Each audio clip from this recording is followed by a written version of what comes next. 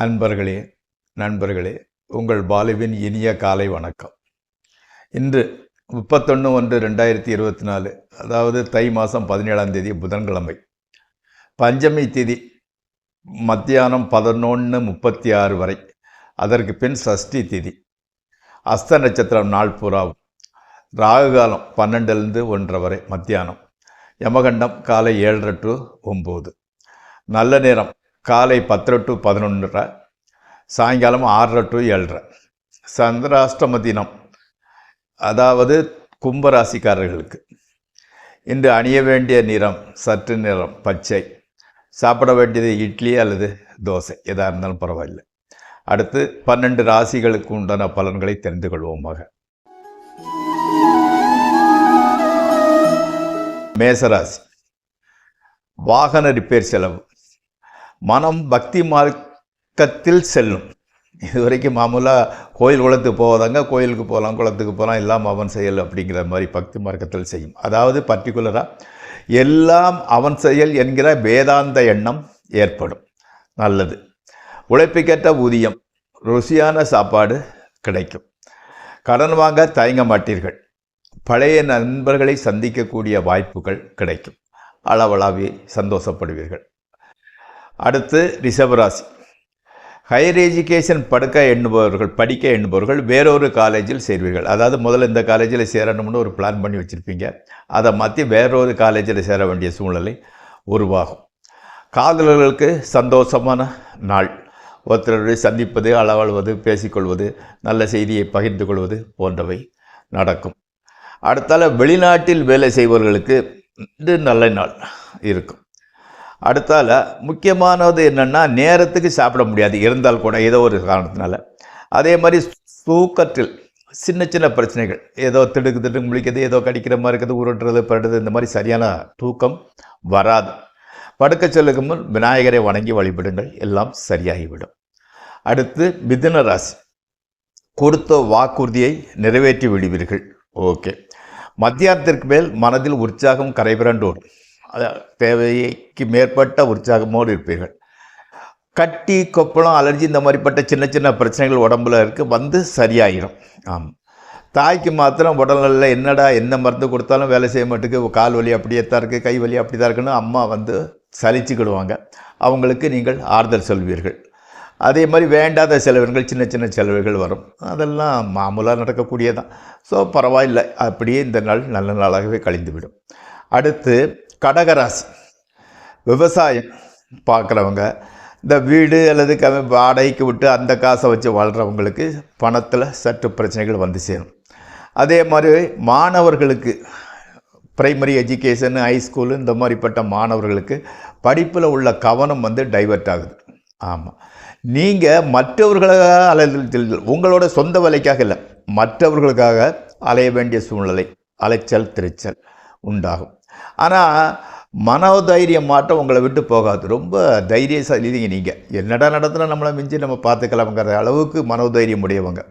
அதே மாதிரி ஆடம்பர பொருட்கள், லக்ஸுரி ஐட்டம்ஸு செலவு அதிகரிக்கும். அதாவது பெண்கள் வந்து இந்த பெர்ஃப்யூமு, நெயில் பாலிஷு, அந்த மாதிரி மேக்கப் பொருட்கள் நிறைய வாங்குவாங்க. அடுத்து சிம்மராசி. வேலையில் டென்ஷன், அதே வீட்டில் காண்பிப்பீர்கள். அதனால் வந்து என்ன ஆகுது, தேவையில்லாத வாக்குவாதம். குழந்தைகள் வந்து வீட்டில் உற்சாகமாக இருப்பாங்க. கொஞ்ச நேரத்தில் அந்த உற்சாகத்தை பார்த்து உங்கள் மனசுலையும் உற்சாகம் தொற்றிக்கொள்ளும். அப்போ எல்லாம் சரியாயிடுது. அதாவது வந்து பிபி உள்ளவங்க, அதாவது பிளட் ப்ரெஷர் உள்ளவங்க மறக்காமல் செக் பண்ணிக்கோங்க. அதாவது வந்து உங்கள் இன்றைய நாள் பிரகாரம் ப்ரெஷர் அதிகரிக்க வாய்ப்புள்ளது. அதனால் அதை வந்து மாத்திரையை ஒழுங்காக எடுத்துக்கோங்க. எதுவுமே உங்களுக்கு எல்லை மீறி போகிறதில்ல, எல்லாம் அண்டர் கண்ட்ரோல், உங்களோட கண்ட்ரோலுக்குள்ளே தான் இருந்துக்கிட்டு இருக்கு. அடுத்து கன்னியாராசி.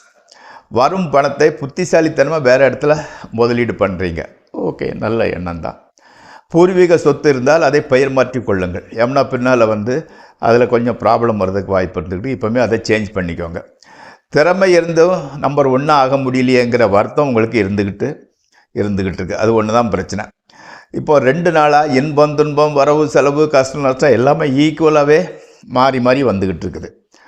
உங்கள் மனைவி, அதாவது வாழ்க்கை துணை, கணவனுக்கு மனைவியும் மனைவிக்கு கணவனும் உங்களை புரிந்து கொள்ளலையே என்ன புரிந்து கொள்ளாமலே கோவப்படுறாங்க. நீங்கள் 1000 டென்ஷன் பண்ணீங்க, அவங்க வந்து அதை புரிஞ்சுக்கல. அதுதான் பிரச்சனை.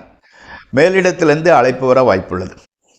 அரசியல்வாதிகளாக இருந்தால் அவங்களோட தலைவரோ, உத்தியோகத்தில் இருந்தால் அவங்களோட டீம் லீடர் அல்லது சிஇஓ அல்லது எம்டி அந்த மாதிரிப்பட்டவங்களோ உங்களை கூப்பிட்டு பேசுகிறதுக்கு உண்டான வாய்ப்புகள் இருந்துக்கிட்டு இருக்கிறது. எல்லாம் நல்ல நன்மைக்கு. அடுத்து துளாராசி. நடப்பது எல்லாமே நன்றாக நடக்கும். மனைவியின் தாயார் உடல்நிலை அதாவது உங்கள் மாமையார் அவங்களுக்கு வந்து உடல்நிலை பாதிக்கிறதுக்கு உண்டான வாய்ப்பு இருக்குது. தொழிலில் வந்து மன அமைதி, ஒன்றும் பிரச்சனை கிடையாது. அடுத்தால வந்து எப்படின்னு கேட்டிங்கன்னா மெடிடேஷன் பண்ணுங்கள். ஆமாம், ஏன்னா இந்த தேவையில்லாத குழப்பந்தான் மனதை வாட்டிக்கிட்டு இருக்குது. இந்த மெடிடேஷன் செஞ்சிங்கன்னா அது கண்ட்ரோலுக்கு வந்துடும். பயப்படுறதுக்கு ஒன்றும் இல்லை. அடுத்து விருச்சிக ராசி. வெளிநாடு செல்ல விரும்புவோரின் முயற்சிகள் வெற்றி அடையும். பேச ஆரம்பித்தா நான் ஸ்டாப்பாக பேசுவீங்க. ஆமாம், அந்த பேச்சை தான் கொஞ்சம் குறைச்சிக்கிடுங்க. தகப்பனார், உங்களோட அப்பா ஃபாதர் வெளியூர் போகிறதுக்கு உண்டான ஒரு வாய்ப்புகள் இருந்துக்கிட்டு இருக்குது. ஆமாம், தொழிலில் வந்து ப்ரமோஷன், இன்க்ரிமெண்ட்டு போன்ற நல்ல செய்திகள் தான் வந்து சேரும். அதில் ஒன்றும் பிரச்சனை கிடையாது. கல்வியின் மீது கவனம் தேவை. அந்த எஜுகேஷன் படிச்சுக்கிட்டு இருக்கிறவங்க வந்து கொஞ்சம் கவனமாக படிங்க. உங்கள் மனசு அலைவாய்தற்கு உண்டான நேரம் இது. அடுத்து தனுசு ராசி. மூத்த சகோதரர்களால் பிரச்சனை. அண்ணன் அக்கா இருந்தால் அவங்களால தான் உங்களுக்கு சின்ன சின்ன பிரச்சனைகள் வந்துக்கிட்டு இருக்கும். ஆமாம், முணுக்குனாலே கோபம் வந்துடுது உங்களுக்கு. உடனே சமாதானம் ஆகிடுவீங்க. அப்போ வந்து சீக்கிரம் கோபமும் படுறீங்க, சீக்கிரம் வந்து சமாதானமாக ஆகிடுறீங்க. அதை கொஞ்சம் மாற்றிக்கோங்க. ஏன்னா அடிக்கடி வந்து அப் அண்ட் டவுன் வர வேண்டாம். அடுத்தால வந்து இன்றைய பொழுது நன்றாகவே கழுவிருக்கு. தொழில், கல்வி, நேரத்துக்கு சாப்பிட்றது, நிம்மதியான தூக்கம், வேறு என்ன வேணும்? நல்லா தான் போய்கிட்டு இருக்கு, நல்லா தான் போகுது, ஒன்றும் பிரச்சனை கிடையாது. அதற்கு மேல் மகர ராசி. மனைவி கணவனிடமும் கணவன் மனைவியிடமும் நல்ல பெயர் வாங்கிடுறீங்க. கோயில்களுக்கு சென்று வருவீர்கள். ஓகே. நண்பர்கள் சுற்றத்தினர்களை சந்தித்து பேசுவீர்கள். மனதில் சற்று உற்சாகம். அந்த பழைய நினைவுகளை அசை போடும்போது ஆட்டோமேட்டிக்காக உற்சாகம் வந்துடுது. வியாபாரம் செய்கிறவங்களுக்கு கூட நல்ல லாபம் வந்து கிடைக்குது. மொத்தத்தில் மகர ராசி நீங்கள் பயப்படுற மாதிரி ஒன்றும் கிடையாது, நல்லாவே போய்கிட்டு இருக்குது. அடுத்து கும்பராசி. சிறு பிரயாணம், சின்ன பிரயாணம், ஒரு 20-25 கிலோமீட்டருக்குள்ளே ஒரு பிரயாணம் போக வேண்டியது இருக்கும். மனதை உறுத்தி கொண்ட பிரச்சனைலேருந்து விலக தீர்வு கிடைக்கும். ஒரு பிரச்சனை வந்து ரொம்ப நாளாக மனசை உறுத்திக்கிட்டு இருக்குது, அதுலேருந்து வெளிப்படுறதுக்கு ஒரு உங்களுக்கு தெரிஞ்சு போகுது. தொழிலில் பிரச்சனை எதுவும் கிடையாது. நான்வெஜ்ஜை வந்து கொஞ்சம் அவாய்ட் பண்ணிக்கோங்க. ஸோ வந்து எப்படின்னு கேட்டிங்கன்னா உங்கள் ராசிக்கு வந்து 2ஆம் இடத்துல ராகு இருக்கிறதுனால அந்த நான்வெஜ்ஜை சாப்பிட்றதுனால பிரச்சனை வர்றதுக்கு வாய்ப்பு இருக்குது. எதுக்கு நம்ம வாய்ப்பை கொடுக்கணும்? அந்த மாதிரி இருக்குது. அடுத்தால வந்து குழந்தைகள் முன்னேற்றம், பையன் பொண்ணு இருந்தால் அவங்களுக்கு முன்னேற்றம் நல்லா இருந்துக்கிட்டு இருக்குது. அதே மாதிரி வந்து அந்த உங்களோட ரிலேஷன் ஒருத்தரை பற்றின எண்ணம் தான் உங்களுக்கு வந்து கவலையை தந்துக்கிட்டு இருக்கு. அவர் அப்படியா இருக்குது, எப்படி இருக்காங்கன்னு அவங்க கஷ்டத்தை உங்கள்கிட்ட சொல்ல நீங்கள் அதை நினச்சி தான் ஃபீல் பண்ணிக்கிட்டு இருக்கிறீங்க. கோயிலுக்கு மாமூலாக போயிட்டு வாங்க, அந்த மன நிம்மதியை கிடைக்கும். ஆமாம். அடுத்து மீனராசி. உங்களது பேச்சை எல்லோரும் விரும்புவாங்க. எல்லோரும் விரும்பக்கூடிய அளவுக்கு நல்ல அழகாக உதாரணத்தோட ரொம்ப புத்திசாலித்தனமாக பேசுகிறீங்க. தொழிலில் லாப நஷ்டம் சரிசமமாக இருக்கும். உத்தியோகத்தில் உள்ளவங்களுக்கு கூட நல்லா தான் உத்தியோகம் போய்கிட்டு எந்த பிரச்சனையும் கிடையாது. மனசுக்கு பிடித்தமானவர்களை சந்திக்க வேண்டிய சூழ்நிலை கிடைக்குது. அதுவும் கூட ஒரு உற்சாகத்தை தான் கொடுத்துக்கிட்டு இருக்குது. குழந்தை பிரச்சனைக்காக வந்து டாக்டர்கிட்ட போக வேண்டிய சூழ்நிலை இருக்குது. குழந்தை இல்லாதவங்க அதுக்கு இதுக்கோ, கன்சீவ் ஆகியிருக்கிறவங்க அதுக்கு மருந்து சாப்பிட்றதுக்கோ, 1 வயசு 2 வயசு குழந்தை இருக்கிறவங்க அதுக்கு ட்ரீட்மெண்ட் பண்ணுறதுக்காக டாக்டரோட போகிறதுக்கு உண்டான ஒரு வாய்ப்புகள் இருந்துக்கிட்டு இருக்குது. படுக்க போகிறதுக்கு முன்னால் விநாயகரை வணங்கி வழிபட்டுட்டு வாங்க. இப்பொழுது நாம் ஜோதிட பாடத்திற்குள் செல்வோம். இன்று நாம் பார்க்கக்கூடிய கிரகம் வந்து சனி பகவான். அதாவது சனி பகவானை பற்றி சொன்னாலே எல்லாரும் பயப்படுறாங்க. ஐயோ அது அப்படி நடக்கும், இது இப்படி நடக்கும் அப்படின்னு சொல்லக்கூடிய இருந்துக்கிட்டு இருக்கிறாங்க. ஆனால் சனி பகவான் நீங்கள் நினைக்கிற மாதிரி அப்படி கிடையாது. ஆனால் முனிவர்கள், தேவர்கள், மும்மூர்த்திகள், மனிதர்கள் யாராக இருந்தால் கூட அவங்களோட நன்மை துன்பத்தை கண்ட்ரோல் பண்ணக்கூடியது சனி பகவான் தான். அதாவது சனி பகவானோட சிம்பல் எப்படின்னா அவர் கண்ணை கட்டியிருக்கோம். ஒரு கையில் கத்தி இருந்துக்கிட்டு இருக்கும். அதாவது தியரின்னா அவர் எதில் இருக்கிற ஆள் யாருன்னு பார்க்க மாட்டேங்குது. அவன் பெரிய கோடீஸ்வரனா பணக்காரனா அப்படியா இப்படியா அதெல்லாம் பார்க்குறதில்ல. அவன் செஞ்ச பாவ புண்ணியத்துக்கு தகுந்த மாதிரி அவர் பலன்களை வழங்குவார். இப்போது நம்ம நீதிமன்றத்தில் நீதி தேவதையினோட ஒரு சிலை வச்சுருப்பாங்க. எப்படி? அது கண்ணை கருப்பு துணியால் கட்டியிருப்பாங்க. ஒரு கையில் தராசு இருக்கும். தட் மீன்ஸ் நீதி தேவதை ஆள் யார் எந்த குடும்பத்தில்னு பார்க்குறதில்ல. அவன் செய்த செயல்களை சீர்தூக்கி பார்த்து அதுக்கு தான் தராசு, அதுக்கு தகுந்த மாதிரி தண்டனையோ விடுதலையோ கிடைக்கும். அதாவது நமது நீதி தேவதைகளுக்கு முன்னோடியே சனி பகவான். அப்படிப்பட்ட சனி பகவானை நம்ம குறை சொல்கிறதோ வெறுத்து ஒதுக்கிறதோ பயப்படுறதோ தேவையில்லாத ஒன்று. அதாவது எல்லா கிரகங்களும் இப்போ சூரிய தசைக்குன்னா வரும் போகும் செஞ்சும் போய்கிட்டே இருக்கும். சனி தசை அப்படி கிடையாது. உதாரணத்துக்கு சனி தசைங்கிறது 19 வருஷத்து தசை.